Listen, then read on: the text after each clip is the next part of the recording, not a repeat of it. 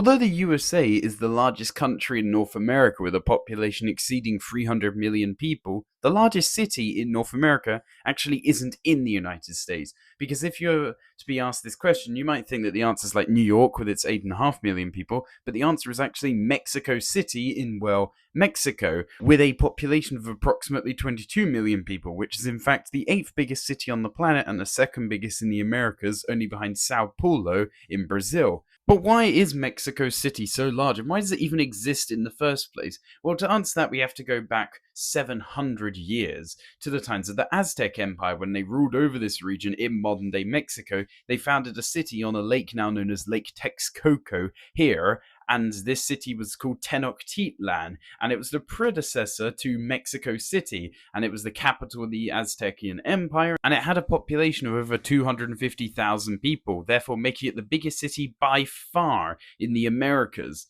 At least until the Spanish conquistadors arrived in the 1500s and besieged the city, which already was struggling because they spread smallpox to the city and that killed off many of its inhabitants. The Spanish took over it and basically destroyed the city. And because it was already a pretty nice spot on this lake, although it is very high in elevation, over 2,000 meters above sea level, as us England fans were all told before the England game there in the World Cup, it was still a very nice area on which to build the administrative capital of the new Spanish Empire in Mexico, and so that's what it became. And after Mexico became independent from Spain, it remained this way, and that caused it to grow initially. And in fact, Spain actually decided to drain Lake Texcoco, and so you can't really find it anymore on the city because the whole city, the huge 20 million plus metropolis, lies on top of the lake, which has caused some structural problems for it with areas sinking into the lake. But anyway, the city continued gradually growing as the capital of Mexico until the 1960s when it really started growing. Because